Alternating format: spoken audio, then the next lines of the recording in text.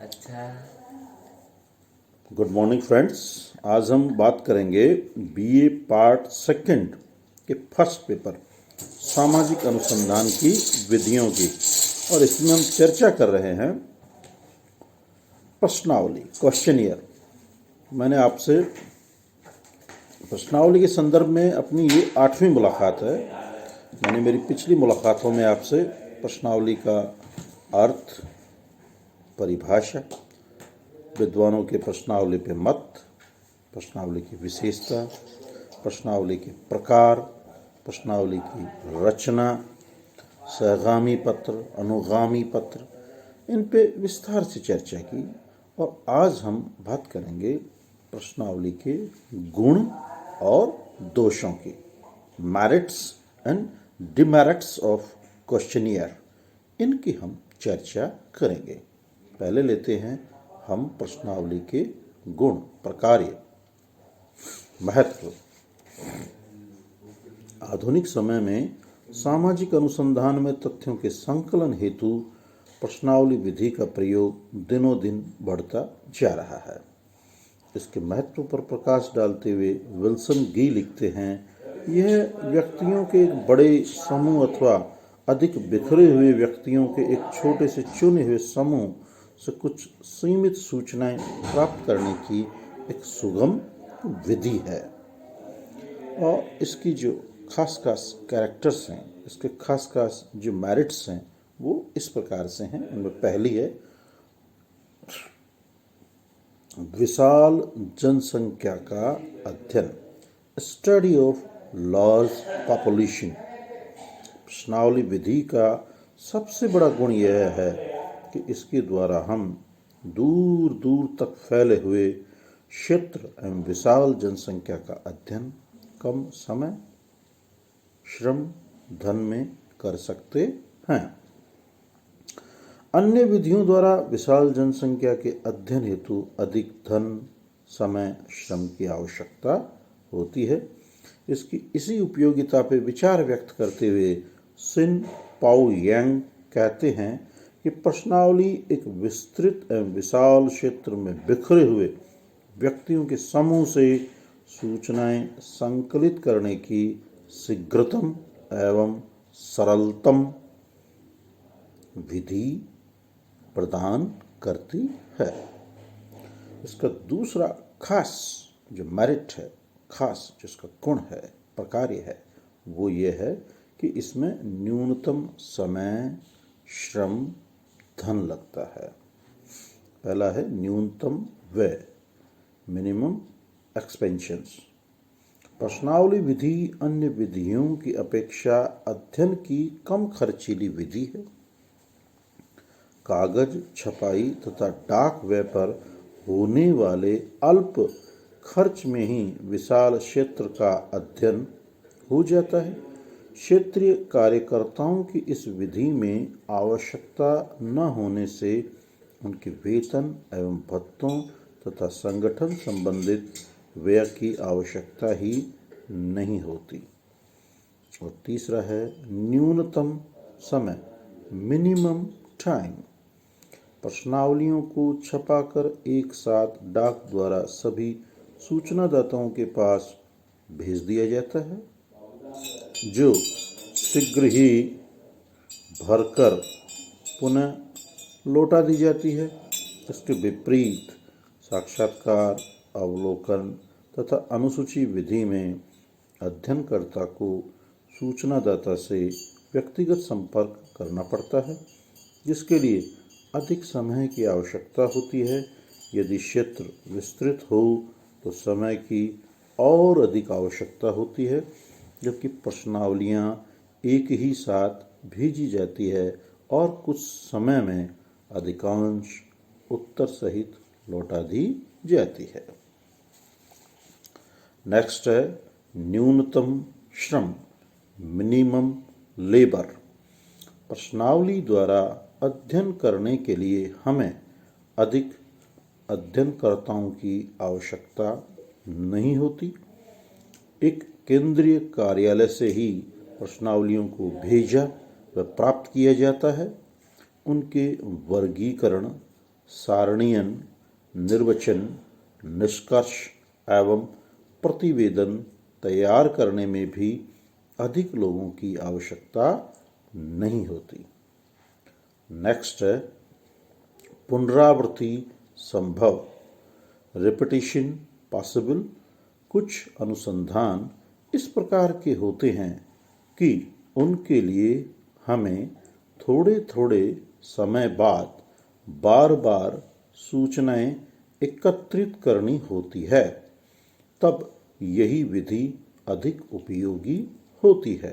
प्रश्नावली की अनेक प्रतियां छपाकर रख ली जाती है जो समय समय पर सूचनादाताओं के पास भेज दी जाती है। नेक्स्ट है सुविधाजनक। प्रश्नावली विधि सूचना संकलित करने की सरल एवं सुविधाजनक विधि है, क्योंकि इसे सूचनादाता अपनी सुविधा एवं रुचि के अनुसार समय मिलने पर भर सकता है। कन्वीनियंट है।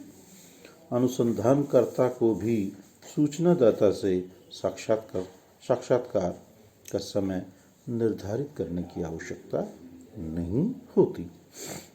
नेक्स्ट है स्वतंत्र तथा प्रामाणिक सूचनाएं, फ्री एंड वैलिड इंफॉर्मेशंस। चूंकि प्रश्नावली भरते समय अनुसंधानकर्ता सूचनादाता के समक्ष उपस्थित नहीं होता, अतः वह खुलकर स्वतंत्र रूप से अपने विचार व्यक्त करता है।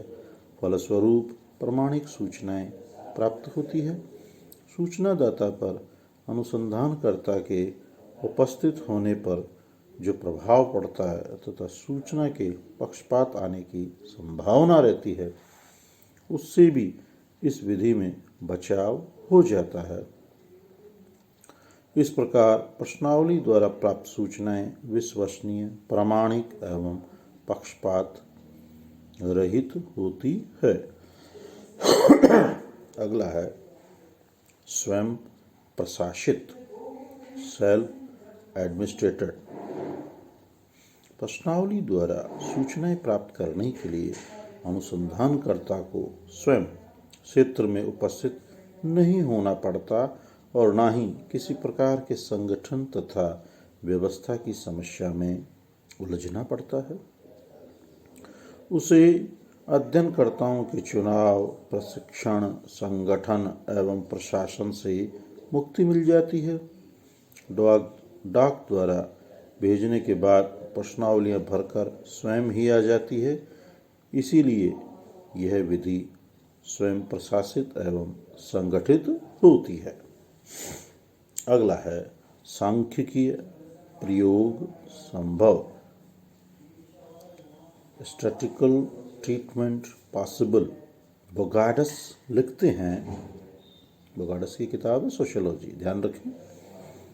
बोगार्डस अपनी पुस्तक सोशियोलॉजी में लिखते हैं कि इस यानी प्रश्नावली में इससे प्रश्नावली से प्रमाणितकृत परिणाम प्राप्त होते हैं, जिन्हें सारणीबद्ध तथा सांख्यिकीय रूप से प्रयोग में लिया जाता है। इस कथन से स्पष्ट है कि प्रश्नावली द्वारा प्राप्त सूचनाओं का वर्गीकरण, सारणीयन एवं श्रेणीबद्ध करना सरल है तथा परिणामों को प्राप्त करने के लिए उन सांख्यिकीय सूत्रों का प्रयोग किया जा सकता है। यानी कहने का तात्पर्य हुआ कि जो प्रश्नावली में हमने अधिकांश क्वेश्चन कैसे किए थे, बंद क्वेश्चन किए थे, हाँ ना वाले किए थे, उनको मल्टीपल चॉइस क्वेश्चन किए थे, तो हम उसमें फिर गणितीय श्रेणी का उपयोग कर सकते हैं कि कितने उत्तरदाताओं ने ए ऑप्शन चुना, कितनों ने बी, कितनों ने सी, डी। उसी के हिसाब से हम उसकी सांख्यिकीय व्याख्या भी कर सकते हैं। और अंतिम है तुलनात्मक अध्ययन, कंपैरेटिव स्टडी। प्रश्नावली विधि द्वारा विभिन्न अध्ययनकर्ताओं के परिणामों की परस्पर तुलना सरलता से की जा सकती है, क्योंकि प्रश्नावली विधि में अनुसंधान के समय अध्ययनकर्ता उपस्थित न होने से सूचनाएं सामान्यतः निष्पक्ष, समरूप एवं प्रमाणिक होती है, जिनकी तुलना करना संभव है। ये हमने बात की मित्रों आज प्रश्नावली के गुणों की, महत्व की। अब कल हम बात करेंगे प्रश्नावली के दोष, सीमाएं या डिमेरिट्स की बात करेंगे। बार बार आपसे यही सुझाव, सलाह, मशविरा कि आप स्वस्थ रहें, प्रसन्नचित्त रहें, अध्ययन अध्यापन में अपने आप को संलग्न रखें और महत्वपूर्ण राज्य सरकार की गाइडलाइन का अनुपालना करनी है, कठोरता से अनुपालना करनी है, क्योंकि जिस देश के युवा राष्ट्र के प्रति समर्पित होते हैं वो देश उन्नति करता है, और जिस देश का युवा उत्संखल हो जाता है वो राष्ट्र बहुत जल्दी अपनी सभ्यता, संस्कृति, इतिहास को समाप्त कर देता है। आप इस देश के बहुत ही ईमानदार, सशक्त और एक महत्वपूर्ण इकाई के रूप में आपने इतना लंबे समय तक, लॉकडाउन से लेकर अब तक आपने राज्य की नियमों, कार्य विधियों की अनुपालना की है, भविष्य में भी करेंगे आप। और इसके साथ साथ ही अपने आप को अध्ययन अध्यापन में आप संलग्न रखेंगे। आपको जो इस कोरोना के दौरान जो ये वीडियोस, ई कंटेंट्स भेजे जा रहे हैं महाविद्यालय के द्वारा, इन्हें आप स्वाध्याय करें, अध्ययन अवलोकन करें इनका, और अपने अन्य साथी जिन तक किन्हीं कारणों से ये नहीं पहुंच पा रहे हैं उन तक पहुंचाएं, उनको प्रेरित करें कि हमें समय का सदुपयोग करना है। और समय का सदुपयोग कैसे होगा? हम अपने आप को अध्ययन अध्यापन में व्यस्त रखें, और इन वीडियोस को आप ज़्यादा से ज़्यादा लाइक, सब्सक्राइब करें। आपकी कोई समस्या है, जिज्ञासा है, कहीं आपको कोई बात समझ में नहीं आ रही, कहीं आप किसी बात से असहमत हैं, कोई आपको प्रश्न समझ में नहीं आ रहा, उसको आप पूछें, इनबॉक्स में आके पूछें। आवश्यकता हो तो व्हाट्सएप ग्रुप बने हैं, वहाँ आप, हमारे नंबर हैं, उन पे पूछ लें। पर महत्वपूर्ण चीज़ है कि आप स्वाध्याय अध्ययन करें। अधिकांश बच्चे, मैं जहाँ अभी पोस्टेड हूँ वहाँ बात करता हूँ, बच्चे कहते हैं सर हमारे पास तो मोबाइल नहीं है। भाई इस समस्या का तो निदान अब आपको करना है। अपने किसी मित्र का दे दें नंबर, आप अपने किसी भाई का नंबर दे दें, किसी और परिवारजन का दे दें जिनके पास ये स्मार्टफोन है। उसमें आपको जब भी सुविधा हो सुबह देख लें, शाम देख लें, क्योंकि अपने अधिकांश क्लासेस तो वीडियो के रूप में आप कभी भी देख सकते हैं। ऑनलाइन क्लासेस उस रूप में तो आ ही नहीं रही कि सब टाइम बाउंड है कि इस वक्त ही आपको ये पढ़ना पड़ेगा। तो कुछ हमें भी कोऑपरेट करना पड़ेगा, इसका रास्ता निकालना पड़ेगा, क्योंकि एक विकट समय चल रहा है, एक अलग तरह का समय चल रहा है। आप इसमें थोड़ा सा स्वाध्याय करें मित्रों, अध्ययन करें, क्योंकि जीवन में जो सबसे महत्वपूर्ण चीज़ है वो है हमारा अनुशासन, और विद्यार्थी के लिए सबसे बड़ा अनुशासन है स्वाध्याय और स्वयं पे नियंत्रण अपना। तो मुझे आशा और उम्मीद पूरी है आप लोग ऐसा कर भी रहे होंगे और स्वयं को अध्ययन अध्यापन में व्यस्त किए हुए होंगे, और अपने सुंदर भविष्य के निर्माण के लिए एक बहुत ही महत्वपूर्ण कड़ी है। और आप स्वस्थ रहें, प्रसन्नचित्त रहें। इन्हीं शुभकामनाओं के साथ सुप्रभात।